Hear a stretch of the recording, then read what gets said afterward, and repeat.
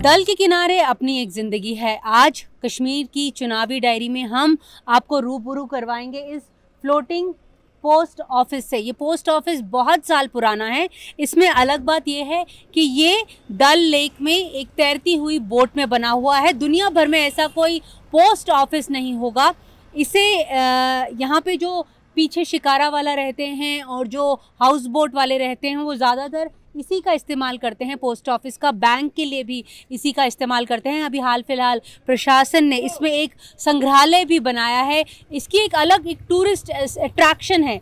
तो आज हम आपको लेकर चलते हैं इस फ्लोटिंग पोस्ट ऑफिस के अंदर और आपको दिखाएंगे कि अंदर कर्मचारी काम कैसे करते हैं और कुछ उनसे सियासी बातें भी ज़रूर कर लेंगे। ये पोस्ट ऑफिस डल के किनारे है। नेहरू पार्क के पास ये पोस्ट ऑफिस है। इसका पिन कोड जो है 190001 है। ये इस्टेब्लिश लगभग 50 से 60 साल पहले जो है वो ये ऑपरेशनल हुआ था। जहाँ तक इस बोट का सवाल है, जिस हाउस बोट पर ये पोस्ट ऑफिस बनाया गया है, बताते हैं ये 100 से भी ज़्यादा साल जो है वो पुरानी है, 100-200 साल पुरानी है। कई स्टैम्प्स जो हैं यहाँ पर जो है वो इनॉग्रेट की गई हैं। तो ये ऐतिहासिक है। आज हम आपको इसके अंदर ले चलते हैं और दिखाएंगे कि ये काम कैसे करता है। डल झील के अंदर बना हुआ ये पोस्ट ऑफिस। तो यहाँ पर आप अभी देख सकते हैं कि जैसे पुराने ज़माने में जिन्हें डाकिया कहा जाता था वो यहाँ पर आए हुए हैं पार्सल लेने। देश भर में जो पार्सल्स हैं लोग डिलीवर करने यहाँ पर आते हैं क्योंकि उनको लगता है कि ये एक इजी एक्सेस पॉइंट है उनके लिए। तो यहाँ पे आप देख सकते हैं कि अभी जो ये पार्सल्स हैं ये कलेक्ट किए जा रहे हैं। और जिस तरह से एक नॉर्मल पोस्ट ऑफिस जो है वो फंक्शन करता है, ये पोस्ट ऑफिस जैसे ही फंक्शन करता है। देश भर के जितने पार्सल्स हैं, चिट्ठियां हैं, वो यहाँ पर जो हैं दी जाती हैं। यहाँ पर जो पीछे शिकारा वाले हैं और जो हाउस बोट वाले हैं उनके लिए भी ये एक बहुत उनके लिए इजी एक्सेस है। ज़्यादातर शिकारा वाले जो हैं वो इस पोस्ट ऑफिस में एज अ बैंकिंग उनको बैंकिंग सहूलतें हैं जो है मिली हुई हैं, जो एक आम पोस्ट ऑफिस में लोगों को मिलती हैं। उनका ये कहना है क्योंकि उनके बिल्कुल नज़दीक है तो उन्हें दूर भी कहीं जो है वो जाना नहीं पड़ता है। मेरा नाम गुलाम जिलानी डार है। हाँ, डार साहब थोड़ा इस पोस्ट ऑफिस के बारे में बताएं। ये पोस्ट ऑफिस, इसकी हिस्ट्री बहुत पुरानी है। वैसे बताने को तो बता रहे हैं कि बहुत पुरानी है, बट एस्टेब्लिश ये 1965 में हुआ था ये पोस्ट ऑफिस। तो तब से ये काम चल रहा है, नॉर्मल पोस्टल फंक्शन हो रही है। तो यहाँ ये बेसिकली अपने आप में बहुत यूनिक है। ये एक अकेला पोस्ट ऑफिस है दुनिया भर में जो कि तैरता हुआ पोस्ट ऑफिस है। ये बिल्कुल डल झील के किनारे इस वक्त है। तो ये दुनिया का एकमात्र पोस्ट ऑफिस है जो फ्लोटिंग है और दुनिया में कहा जाता है कि कहीं नहीं है। कितने लोग आ जाते हैं यहाँ पर अपने पार्सल या चिट्ठियाँ देने? यहाँ जितने भी यहाँ डल में जो पॉपुलेशन है ऑलमोस्ट 100-150 यहाँ चिट्ठियाँ पार्सल रोज़ाना होती है। उसके अलावा यहाँ बैंकिंग फैसिलिटीज़ हैं। यहाँ जितने भी आसपास के आबादी वाले लोग हैं वो आते हैं, यहाँ उनको बैंकिंग फैसिलिटीज़ मिलती हैं। दे कैन डिपॉजिट, विड्रॉल, और उनके लिए इजी एक्सेस भी है। उनको जाने की कोई और ज़रूरत नहीं होती है। आप कुछ पोस्ट कार्ड्स दिखा रहे थे जो एक यहाँ हमने रखे हैं बहुत ही कुछ यूनिक पोस्ट कार्ड्स जो फेमस है यहाँ के कश्मीर डेस्टिनेशन के पिक्चर पोस्ट कार्ड्स। क्योंकि जो भी टूरिस्ट लोग यहाँ आते हैं वो इन्हीं पोस्ट कार्ड्स को ढूंढते हैं। तो ये उनको दिया जाता है यहाँ, तो ये वो अपने घर में पोस्ट भी कर सकते हैं। कितने का है ये पोस्ट कार्ड? थोड़े और दिखाएं। आपको एक बंडल था आपके पास। Let just me show. Yes, these are the postcards. Basically उनको मार्केट जाना पड़ता है यहाँ की। तो ये सारे के सारे बेसिकली फेमस जो टूरिस्ट डेस्टिनेशन प्लेस है यहाँ कश्मीर के, उन्हीं का है ये। Baba Amarnath, yes, Verinag, yes, this is Verinag. This is the night view of the floating post office. ये night view of floating post office. बढ़िया। एक्सेप्ट डल। ये शिकाराज हैं, शिकाराज का हो गया। हाँ, और भी बहुत हैं। ये this is the famous Aharbal waterfall. आप अगर जो कश्मीर में अगर आए तो ये अहरबल जो एक डेस्टिनेशन है ये जरूर जाएं क्योंकि यहाँ के जो झरने हैं वो देखने वाले हैं और जो कुदरत की खूबसूरती है वो देखते ही यहाँ पर बनती है। This is another place which is called चार चिनारी। चार ये चिनार बिल्कुल डल हाँ। के बीचों बीच मौजूद है। इसको चार चिनारी इसलिए कहते हैं कि इसमें चार चिनार बहुत पुराने पेड़ लगे होते हैं। ये छोटा सा टापू टाइप एक पार्क है। यहाँ टूरिस्ट लोग या लोकल भी जाते हैं, वो बहुत एंजॉय करते हैं। अब तो चार चिनार में से शायद एक दो ही बचे हैं। हाँ हाँ, 2 बचे हैं, एक नया लगाया है। तो ये 20 रुपए का होता है। ये बेसिकली मार्केट से हम लाते हैं 20 रुपए का, हम कस्टमर को उसी रेट में देते हैं, परी महल, ताकि उनको जाना नहीं पड़ेगा उधर उधर मार्केट में। दिस इज पेरी महल। तो ये सब जो टूरिस्ट डेस्टिनेशन है उनकी ये post card. Yes yes yes. Sir आप हमें थोड़ा संग्रहालय के बारे में भी आप बताएं। यहाँ हमने थोड़ा सा संग्रहालय टाइप एक रूम बनाया है। वहाँ हमने एक तो अपना कल्चर डिस्प्ले किया है, दूसरी बहुत सी जो पुरानी, बेसिकली बहुत पुरानी, ये मैं आपको दिखाता हूँ। ये आप देख रहे हैं old stamps of Jammu and Kashmir. ये स्टैम्प्स की कॉपी हैं। ये बनी है, यहाँ लिखा है 1866 से लेके 1877। ये सारी स्टैम्प्स, उनकी कॉपी हमने डिस्प्ले यहाँ रखी है। इन पे ये जो मार्क है, ये जो लैंग्वेज हम आज नहीं जानते कौन सी लैंग्वेज है, इवन कश्मीरी भी नहीं है, पर्शियन होगी शायद। Basically no one knows about that, मुझे खुद भी मालूम नहीं है। लेकिन तो यहाँ पे अलग अलग चीजें हैं, जैसे यहाँ पे ये जो बेसिकली हमने बड़ा, ये जो हमने ये पिक्चर पोर्ट्रेट की है, this is floating post office के। हाँ, ये तो तब जहाँ ये स्पेशल कवर तब लॉन्च किए थे, उन्हीं की फोटोज। ये भी स्टैम्प्स हैं। हाँ, ये बेसिकली जो भी इंडिया में बनी है ना, तब से लेके आज तक ये स्टैम्प्स हमने इनकी फोटोज रखी है। ये फेरन है। या this is the outfit of the women of Kashmir called pheran in local language. ये पेपर मैश में यहाँ की जान चिनार की पेंटिंग है। और ये सिल्क कार्पेट्स जो बहुत ही महंगे और खूबसूरत होते हैं। हाँ, बहुत। ये हैंडमेड। और ये एक और जरी का फेरन। हाँ, जरी का फेरन। तो ये एक संग्रहालय है, मैं आपको यहाँ पे दिखाना चाहूँगी। जैसे बता रहे थे साहब, फारूक साहब, के ये जो ओल्ड स्टैम्प्स हैं, इसमें अगर आप ये पढ़ें तो एक बहुत दिलचस्प कहानी है। इसमें बताया गया है कि जो post in Jammu and Kashmir 1820 में भी जो है ये एग्जिस्ट करती थी, और ये रनर्स द्वारा जो है वो कैरी की जाती थी। तब सेपरेट स्टैम्प्स होती थी, और कंकरेंटली 1866 और 77 के बीच में ये स्टैम्प्स थी। ये जो ये आप देख रहे हैं,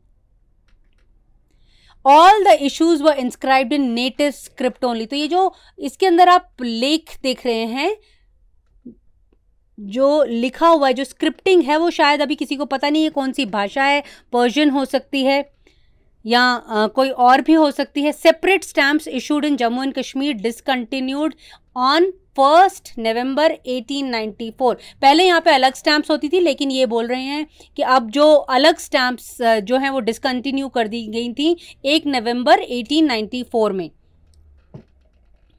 क्योंकि तब ये अलग से एक रियासत थी जम्मू एंड कश्मीर। यहाँ के अपने प्रधानमंत्री होते थे, यहाँ की अपनी एक रियासत होती थी, यहाँ पे अपना एक सिस्टम होता था।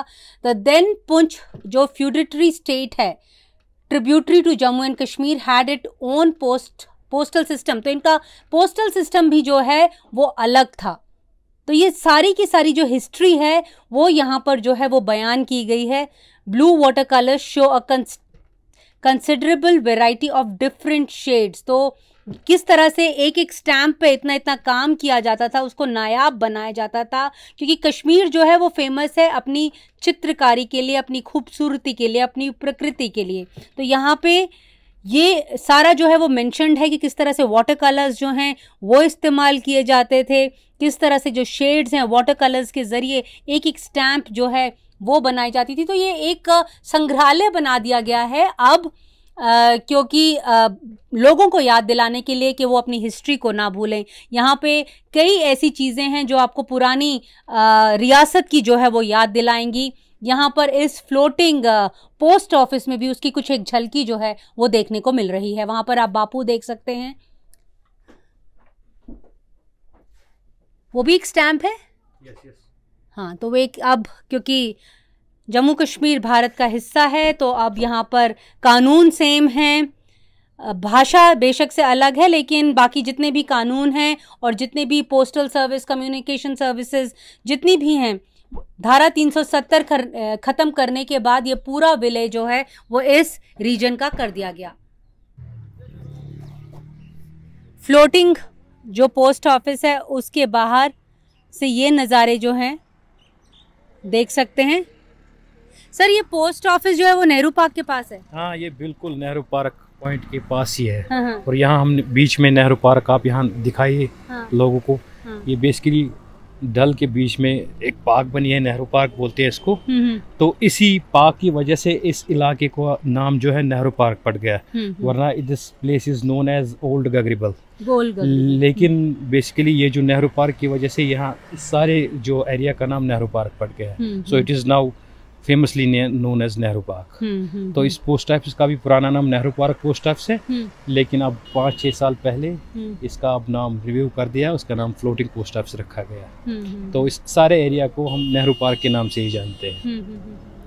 तो चुनावों के टाइम पे यहाँ पे तो फ्लोटिंग जो चुनाव आयोग है उसने बोला था कि 3 जो हैं वो फ्लोटिंग जो हैं वो पोलिंग स्टेशंस भी होंगे, और उनका एक अपना एक सिस्टम होता है, लोगों को वो लेके जाते हैं कोने से, क्योंकि लोगों को यहाँ से ले गए हैं दूर कई लोगों को, क्योंकि इसके पीछे एक जो है शहर है, वहाँ पे जो लोग हैं वो इधर पोलिंग करने आते हैं, अपने अपने शिकारा में आते हैं। कई लोग जो यहाँ से दूर चले गए हैं वो आते हैं, इलेक्शन कमीशन यहाँ पे शिकारा रखता है जिनसे लेकर वो अंदर तक जाते हैं, नेहरू जो पार्क है वहाँ तक, जहाँ पर एक पोलिंग स्टेशन होता है जहाँ पर वो वोटिंग करते हैं। ऐसे कई पोलिंग स्टेशंस जो हैं वो इसकी ज्यूरिसडिक्शन में हैं। कल हमने जो पुलिस वालों से बात की थी तो उनका ये कहना था कि जो नेहरू पुलिस चौकी है उसकी ज्यूरिसडिक्शन में लगभग 9 पोलिंग स्टेशंस जो हैं वो आते हैं।